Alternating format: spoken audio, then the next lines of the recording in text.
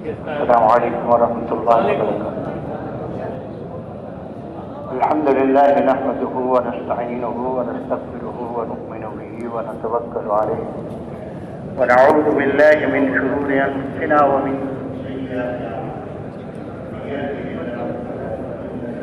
ومن يضلل فلا هادي له ونشهد أن لا إله إلا الله وحده لا شريك له ونشهد أن سيدنا ومولانا محمدا عبده ورسوله صلى الله تعالى عليه وسلم تسليما كثيرا أما بعد أعوذ بالله من الشيطان الرجيم بسم الله الرحمن الرحيم والعصر إن الإنسان لفي خسر إلا الذين آمنوا وعملوا الصالحات وتواصوا بالحق وتواصوا بالصبر صدق الله العظيم.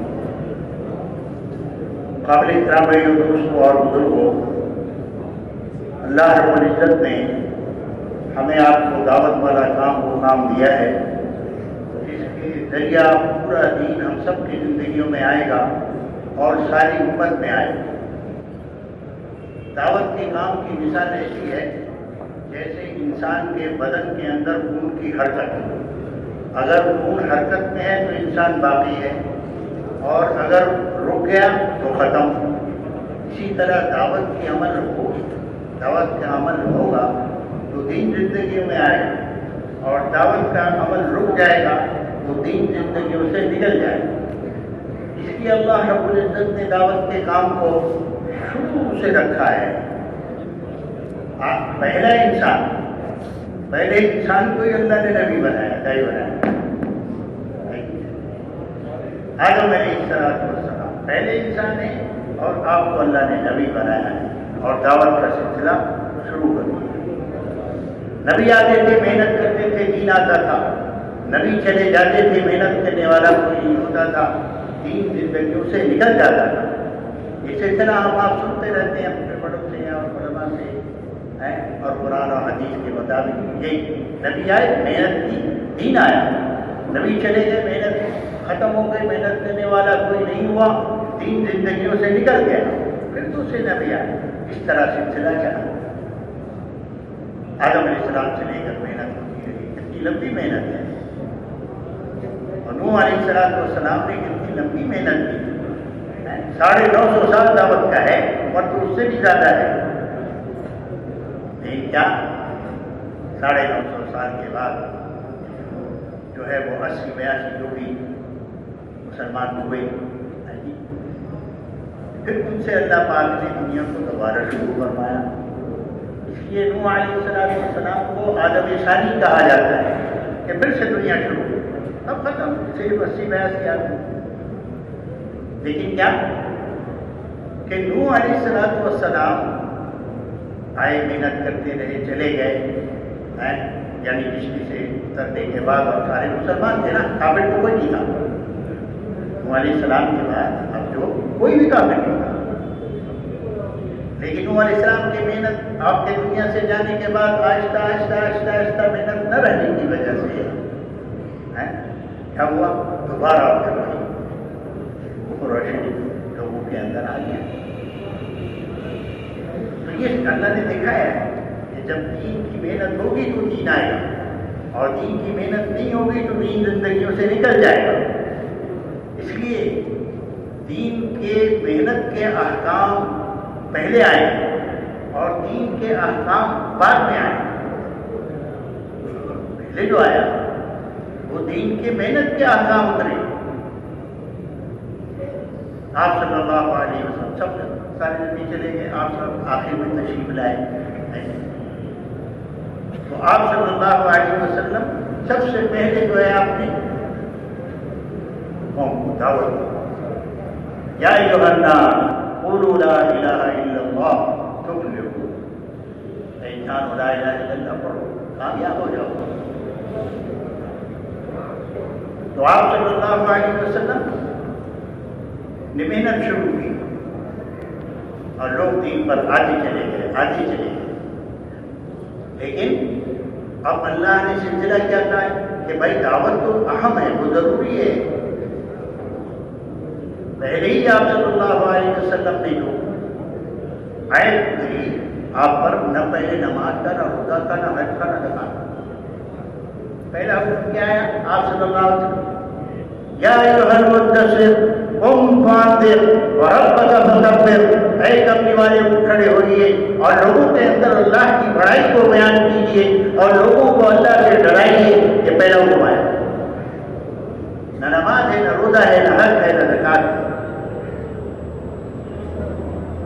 تو میرے بھائی دوستو، آپ نے محنت کی، محنت کرتے کرتے کرتے لوگ آپ کے ساتھ ماشاءاللہ اس محنت میں شریک ہوتے گئے اور آپ نے شروع سے اس کو کیا کہ دیکھو پہلے جو امتیں تھیں ان کا کام یہ تھا نبی آئے محنت کی اور جو بتایا اس پر عمل کرنا. لیکن شروع سے آپ صلی اللہ علیہ وسلم نے اپنی امت کو اس بات پر تیار کیا کہ آپ نے ایمان بھی لانا ہے اور آگے یہ دعوت والا کام ذمہ داری ہے.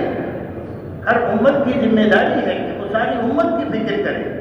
ایک ایک امتی کے ذمہ ساری امت ہے اور ساری امت کے ذمہ ایک ایک امت ہے. یہ اتنا اونچا کام ہے میرے بھائی. تو اللہ رب العزت نے ہم پر آپ پر بہت بڑا رحم اور کرم کیا کہ اس زمانے میں ہمیں یہ کام عطا فرما دیا. اس پر اللہ کا شکر ادا کرنا چاہیے کہ وہ محنت جس سے پورا دین ہم سب کی زندگیوں میں آئے گا اور ساری امت میں آئے گا.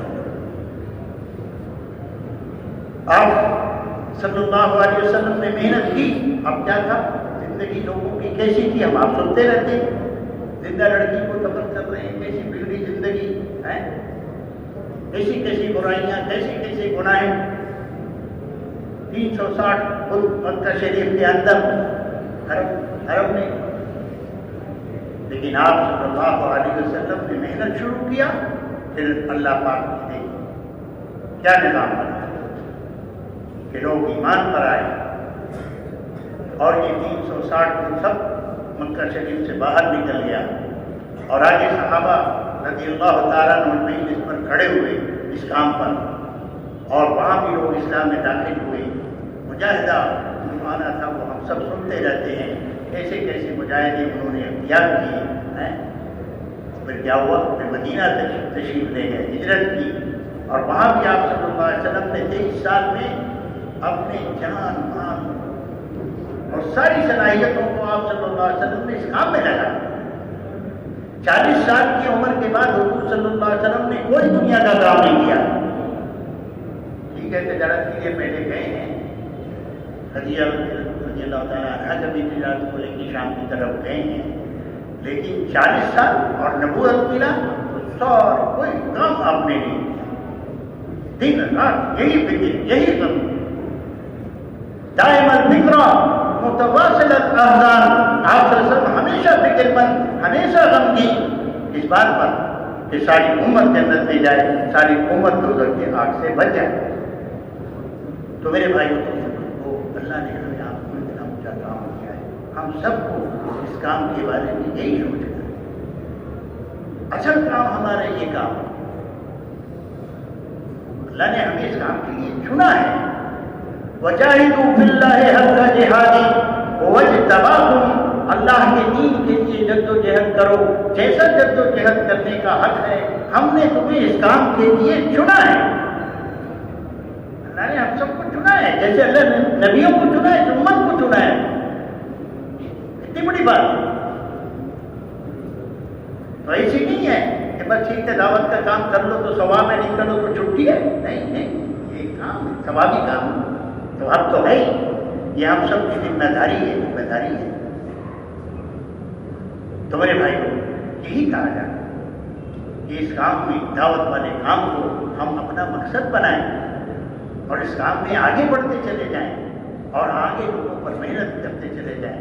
میں خود بھی اس کا محتاج سب سے پہلے تو میں ہوں، اپنا مسئلہ ہے اور ساتھ ساتھ ساری امت کی فکر کرتے ہوئے کہ ساری امت اس کام پر کھڑی ہو جائے اور پورا دین ہمارے زندگیوں میں آ جائے، ساری امت میں آ جائے. اس کے لیے اللہ پاک نے ہمیں آپ کو یہ کام دیا ہے. اور حضور کی محنت میں 4 اعمال ہیں.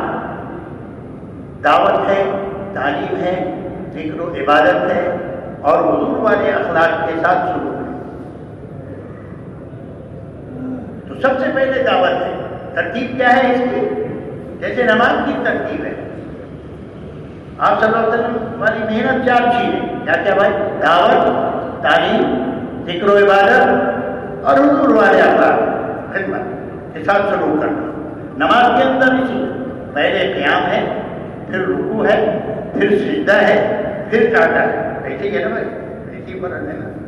پہلے قیام، پھر رکوع ہے، پھر سجدہ ہے، پھر جو ہے آخری قعدہ جو ہے وہ ہے.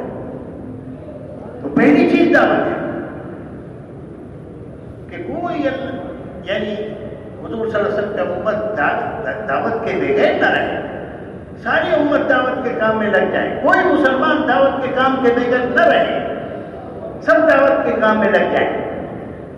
تو میرے بھائی اور دوستوں اور بزرگوں، اس کے لیے ہمیں یہ محنت کرنی ہوگی. اس محنت کے ذریعے سے لوگ یہ سب اس پر آئیں گے.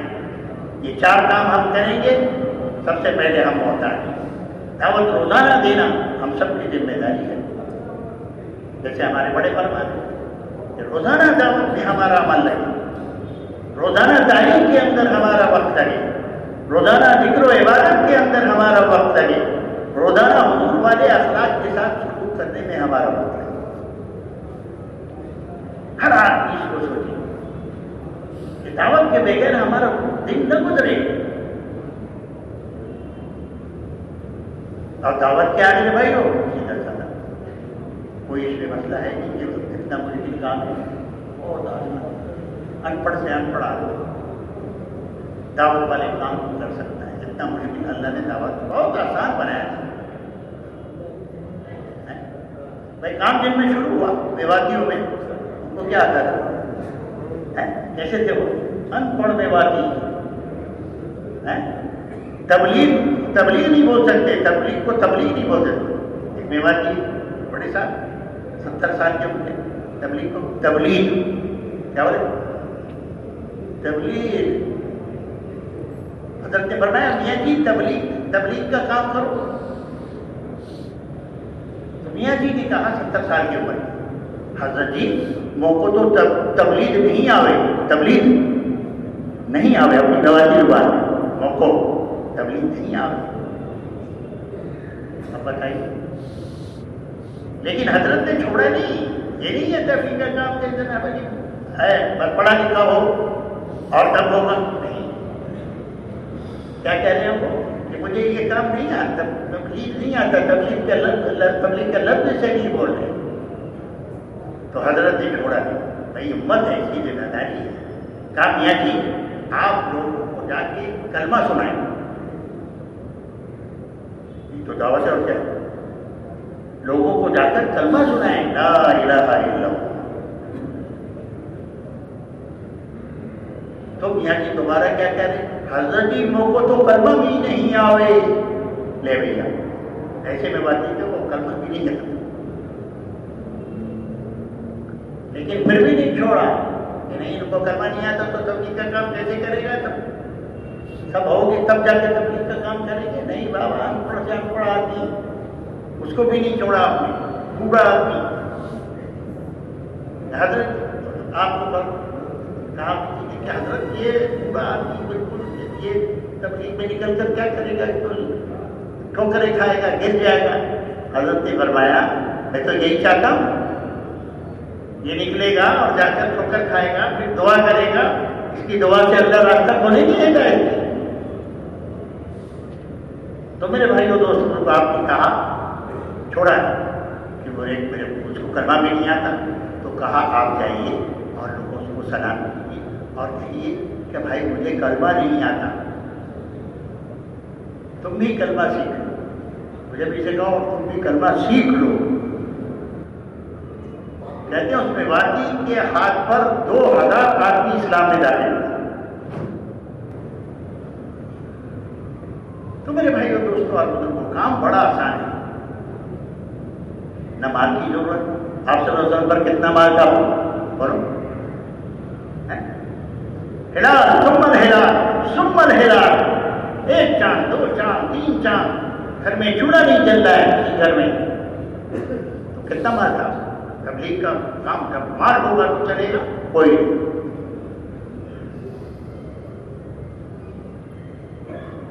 اور جناب علی خوب مجمع ہو جائے گا تب جا کے تبلیغ کا کام ہوگا، یہ بھی بھائی ابراہیم عبد الجبار صاحب رحمۃ اللہ علیہ، اللہ پاک ان کے قبر کو نور سے بھرپور فرمائے، مثال دیا کرتے ہیں کہ دیکھو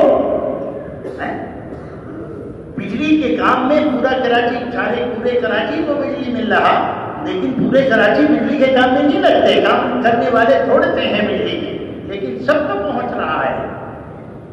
فرمایا اسی طرح سے تھوڑے لوگ اس کام کو اپنا مقصد بنا کے اور اس کام میں لگیں گے، ان پر رکھ کر اللہ فیصلہ فرما دیں گے۔ عدل نہیں ہے سب، آپ سے تم تو اکیلے تھے، جیسے ہم نے بول بھائی میں تو اکیلا ہوں مسجد میں کیسے کام کروں گا، نہیں، یہ تو کام ہی ایسا ہے، اکیلا آدمی مسجد میں کام بنا کے چلے گا، اللہ اس کی مدد فرمائے گا، آگے کام چلے گا۔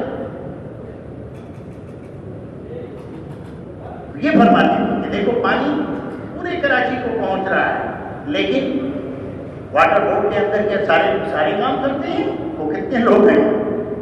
تھوڑے سے لوگ ہیں جو پورے کراچی کے اس واٹر بورڈ میں کام کر رہے ہیں، پانی سب کو پہنچ رہا ہے۔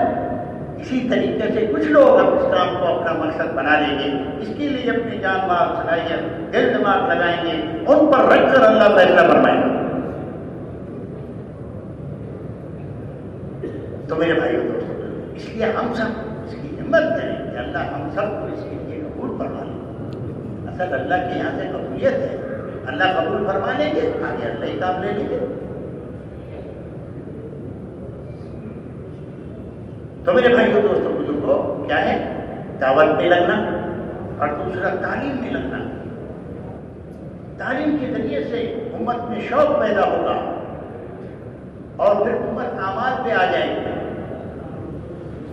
برائی کو نہیں بیان کرنا کہ بھائی یہ کر رہے ہیں وہ کر رہے ہیں، نہیں، بولتے ہیں برائی کو مٹانے کا کیا راستہ ہے کہ آپ برائی کا تذکرہ چھوڑ دیں، آپ تو نیک باتوں کو، نیک چیزوں کو ہر جگہ ذکر کریں تو برائی خود بخود ختم ہوتی چلی جائے گی۔ اس لیے تعلیم فضائل کے کہ ہم آپ روزانہ تعلیم کے اندر لگیں، مسجد میں لگیں، جماعتوں میں لگیں، گھر میں لگیں، مسجد ہمارے گھر میں لگیں۔ میرے بھائیوں دوستوں کو اس تعلیم کے ذریعے سے ہمارے اندر یہ چیز پیدا ہو جس کو احتساب کہتے ہیں۔ احتساب جو ہے یہ تعلیم کے حلقے سے ملتا ہے۔ ایمان جو بنے گا وہ دعوت کے ذریعے سے بنے گا، لہذا روزانہ دعوت میں لگنا اور تعلیم میں آپ لگیں گے، اس کے ذریعے سے ہمارے اندر شوق پیدا ہوگا، عمل کا شوق پیدا ہوگا، اور وہی کے ذریعے سے ہمارے اندر ڈر پیدا ہو جائے گا، برائی سے بچنے کا۔ نیک کام کرنا بھی آسان ہو جائے گا، برائی سے بچنا بھی آسان ہو جائے گا۔ اس لیے اہتمام ہو تعلیم کا کہ ہم اپنے مسجدوں میں تعلیم اہتمام سے کریں، اپنے گھروں میں تعلیم اہتمام سے کریں، اور جماعتوں میں نکل کر خوب اہتمام سے تعلیم کریں، جس کے ذریعے سے ہمارے اندر یہ شوق پیدا ہو۔ تو دعوت میں لگنا، تعلیم میں لگنا، اور تیسری چیز جو ہے وہ ذکر و عبادت ہے کہ اس کے اندر ہمارا آپ کا وقت ہے، زیادہ سے زیادہ ہم قرآن کی تلاوت میں اور اللہ کے ذکر میں اپنے اوقات کو لگائیں، فارغ کریں۔ ہم آپ سنتے رہتے نا، آپ صلی اللہ علیہ وسلم ایک مرتبہ دیر سے نماز پڑھانے کے لیے تشریف لائے، تو کہا آپ تاخیر سے تشریف لائے، کہا میرا قرآن کا ایک حصہ باقی رہ گیا تھا جو مجھے تلاوت کرنا تھا، وفد آ گیا بات چیت کرنے میں، تو ابھی اس کا میں نے قضا کیا، پڑھ کے آیا۔ تو ہمیں آپ اس کا اللہ اقتدار عطا فرمائے، احتساب ہمارے اندر اگر آئے گا، عمل ہمیں کرنا بڑا آسان ہے۔ فجر کے بعد 100 آیت جو پڑھ لے گا، ساری دنیا سے بہتر ثواب اللہ اس کو عطا فرمائے۔ وہی سورہ یاسین کتنی آیت ہے؟ 83 آیت، اور جو ہم پارہ پڑھتے ہیں اس میں سے پڑھ لیا تو 100 آیت میں کتنا دن لگتا ہے؟ باقی بعد میں بھی پڑھیں، دور کے بعد پڑھیں، اور وقت میں پڑھیں، کم سے کم ایک پارہ تلاوت تو روزانہ کریں۔ جس نے 40 دن میں قرآن ختم کیا اس نے بہت دیر کی، یہ یہاں تو وہی ہے تو اگر روزانہ ایک پارہ پڑھیں گے تو کتنے دن میں ختم ہوگا بھائی؟ 3 دن میں ختم ہو جائے گا۔ اور ہمیں آپ کو آج انگریزی تاریخ یاد ہے، چاند کی تاریخ یاد نہیں جاتی، مجھے ہوتا ہے کتنا بھائی چاند تاریخ کوئی پتہ نہیں۔ ارے بھائی پہلی تاریخ چاند سے تو آپ روزانہ ایک پارہ پڑھو، انشاءاللہ ہر دن کی تاریخ آپ کو یاد ہے، ہر دن کی تاریخ یاد ہے۔ آج میں نے 16واں پارہ پڑھا، جانتے ہیں کتنی تاریخ؟ 16 تاریخ۔ تو میرے بھائی اور دوستوں، اس قرآن کی تلاوت کے ذریعے سے اللہ ہمیں آپ کو اپنا قرب عطا فرمائے جو اصل مقصود ہے۔ امام احمد بن حنبل رحمۃ اللہ علیہ نے پوچھا کہ ایسا عمل بتا دیجیے اللہ سے کہ جس سے آپ کا قرب حاصل ہو۔ اللہ رب العزت نے فرمایا احمد میرا کلام ہے قرآن، کہا سمجھ کر پڑھنے سے یا بغیر سمجھے، چاہے سمجھ کر پڑھو چاہے بغیر سمجھے پڑھو، اللہ کا تعلق اور قرب حاصل ہوگا تلاوت سے۔ تو کتنی بڑی بات ہے۔ تو دعوت اور ذکر جو صبح شام ہمارے بڑے بتا رہے ہیں، صبح شام کی تصویر کو ہم پورا کریں، وقت وقت کی دعاؤں کو خوب پڑھیں، اللہ کی ذکر کو خوب کریں، زیادہ سے زیادہ اللہ کی ذکر لگے۔ تو دعوت، تعلیم، ذکر و عبادت۔ اور چوتھی چیز کہ ہم ہر کے کام آنے والے بن جائیں، اپنے کو سب سے برا سمجھیں اور سب کو اپنے سے اچھا سمجھیں، بس مسئلہ ختم ہو جائے گا۔ آدمی مسئلہ کچھ ہی وقت آتا ہے اندر کہ میں بھی تو کچھ ہوں، نہیں میں کچھ نہیں، میرا کچھ نہیں، تو سب کچھ تیرا سب کچھ۔ بھائی امین صاحب رحمۃ اللہ میں کچھ نہیں، میرا کچھ، تو سب کچھ تیرا سب کچھ۔ تو میرے بھائی کو اس طریقے ہم اللہ کے دھیان میں لگیں اور خدمت میں۔ آج چوتھی چیز چل رہی ہے کہ ہم لوگوں کے کام آنے والے بن جائیں۔ اللہ فی عون العبد ما کان العبد فی عون اخیہ، جب تک اپنے بھائی کے کام میں آدمی لگا رہتا ہے اللہ اس کے کام میں لگے رہتا ہے، اللہ اس کے کام بنائیں گے۔ ہم اپنے بھائی کے کام میں، اور سب سے بڑا کام یہ ہے کہ ہم خود بھی دعوت والے کام میں لگے، سب کو دعوت والے کام میں لگاتے چلے جائیں۔ تو میرے بھائی اور دوستوں، یہ 4 کام ہیں، اس میں ہماری حاجت و ضرورت ہے روزانہ اس میں ہم وقت لگائیں، اپنے مسجد میں بھی، گھر کر بھی، اور جگہ کی کوشش کریں گھر میں بھی ہمارے۔ اور اس کے ساتھ ساتھ جو ہم آپ روزانہ ہمارے بڑے فرما رہے 6 نمبر کے مطابق ہماری زندگی ہو۔ مولانا عبید اللہ صاحب بلیاوی رحمۃ اللہ علیہ جوڑ میں آیا کرتے تھے، اجتماع میں تو مولانا پالک پوری صاحب رحمۃ اللہ علیہ کا بیان ہوا کرتا تھا، اور جوڑ جو ہوتا تھا تحصیل کا مولانا عبید اللہ صاحب بلیاوی رحمۃ اللہ علیہ تشریف لاتے تھے اور 6 نمبر کو بتاتے۔ دیکھو 6 نمبر، ہر کام میں 6 نمبر آئے، ہر چیز 6 نمبر کے مطابق آ گئی۔ 6 نمبر کوئی قوالی نہیں ہے کہ خوب گانا آ جائے، خوب بولنا آ جائے، یہ قوالی نہیں ہے۔ 6 نمبر تو عملی زندگی ہے کہ روز بروز ہم ایمان میں ترقی کر رہے ہوں، نماز میں ہم آگے بڑھ رہے ہوں، علم میں آگے بڑھ رہے ہوں، ذکر میں آگے بڑھ رہے ہوں، اخلاق میں آگے بڑھ رہے ہوں، نیتیں اپنی صحیح کرتے چلے جا رہے ہوں، اور حضور والے غم اور فکر میں آگے بڑھ رہے ہیں۔ آپ کا غم، آپ کا فکر آگے بڑھتا چلا جائے ہمارے۔ تو یہ فرماتے ہیں کہ بھائی 6 نمبر ہم سب کے ساتھ ہی ہیں میرے بھائی، ہم اس کے محتاج ہیں کہ یہ 6 نمبر ہمارے اندر ہے، اور ترقی کرتے تھے تو موت تک آدمی اس کو اپنے ترقی میں کرے گا۔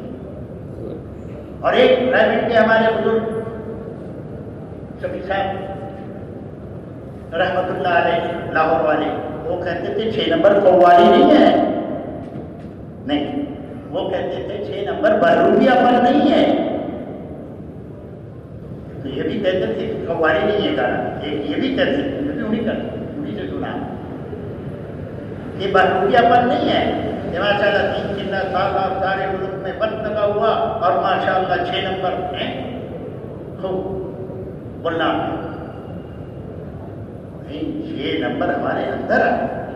بس آخری بات ختم کرتا ہوں اس پر انہوں نے مثال دی کہ دیکھو اورنگزیب بادشاہ کے پاس ایک بہروپیہ جانتے ہیں آپ لوگ، جو مختلف بادشاہوں کے پاس ہوا کرتا ہے اور شکل بدل کے آتا ہے، اور بادشاہ اس کو نہیں پہچان سکے تو انعام دیتا ہے. تو یہ عادت ہے عالمگیر صاحب رحمۃ اللہ علیہ، اللہ والے فتویٰ عالم کیجیے، تو وہ تو پہچان کرتے تھے، پکڑ لیتے تھے، اس کا وہی ہے. لیکن ایک مرتبہ نکل گیا وہ، بولا ٹھیک ہے اس مرتبہ کوشش کرتا ہوں. وہ چلا گیا شہر سے باہر ایک جگہ قبرستان جو اس طرف جناب ایک وہاں پر اپنا ڈبکی بنا کر وہاں پر خوب اللہ اللہ اللہ اللہ شروع کیا، اور لوگ اس کے پاس آنے لگے، وہ مشہور ہو گیا. تو کچھ دن کے بعد بادشاہ کا سفر ہوا عالمگیر رحمۃ اللہ علیہ. تو لوگوں نے کہا حضرت آپ بڑے سفر پر جا رہے ہیں تو اللہ والے ہیں آپ سے مل کے چاہیے، دعا لے لیجیے. بولے ہاں بھائی کیوں نہیں، اللہ والوں سے دعا کو لینا چاہیے. چنانچہ ہدیہ ودیہ لے کر ان کے پاس پہنچے. جب ان کے پاس پہنچے سلام کیا، اور سلام کر کے جواب دیا انہوں نے، ہدیہ پیش کیا، انہوں نے پیسے دیا نہیں.